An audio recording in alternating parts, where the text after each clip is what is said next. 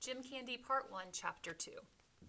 I started kindergarten a year later than most kids, so all my life I'd been older than my classmates. When kids hear you're a year older, they assume you're stupid. But my mom says I knew my numbers and most of the letters of the alphabet, that I was ready for school. Holding me out was my dad's idea. I don't really remember too much about it, other than that I was sad because I'd to spend the morning at Ballard Lutheran Preschool and wouldn't get a metal lunch pail like Cora Ginsky, who was going to North Beach Elementary. I started crying about that at dinner, and my dad took me aside and told me I'd have an edge later on. I didn't understand what he was talking about then, but I figured it out once I started Pop Warner football in third grade. My dad petitioned the league to let me play on a team with my classmates, even though I was older, and his petition was approved. The rest of the kids in my class were trying to figure out which way they were going, but my dad had taught me how to cut back against the grain, how to reverse fields, how to straight arm tacklers. Add to that the extra year I had on everyone, and it was no contest. I was a star in Pop Warner from day one.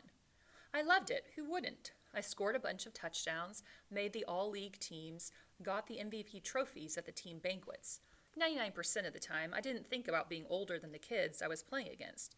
But every once in a while I'd remember, and my body would tense up and my face would redden. I thought about asking my dad to let me play my real age bracket, but I never did. Right, this is like very common nowadays for students to be held back from starting school or held back for a grade an extra year due to sports and other activities. In the off season, my dad would sign me up for every football camp he could find, even if it meant driving hours to get there. As I got older, he set up more and more football equipment in our yard. Blocking sleds, nets, tires for agility drills. My mom didn't like it that everything was football, football, football. Mick needs some balance in his life, she'd say. What would you like him to do? My dad would answer. He's going to be way too big for gymnastics. I don't know, but something other than football 365 days a year. Whenever they had that argument, my dad always turned to me. Do you want to turn out for soccer this year, Mick? He'd ask. I'd shake my head. How about basketball or baseball? No, I'd say. Chess? The math Olympiad? I just want to play football. My dad would smile, my mom would shake her head, and that would be the end of it, for a while. It was true what I said, that I love football, but something else was true too. I'd played basketball a little, played baseball a little, played soccer a little. I'd played them all enough to know that I was nothing special in any of them and never would be.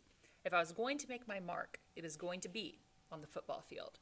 Okay, and I think we've all had that parent, or maybe you know someone who has that parent who from a very young age, right, they're all about one sport for their kid, and they put them in all these different camps or have them like working out constantly towards that goal of becoming great in that sport. And that's how Mick's dad was from a very young age.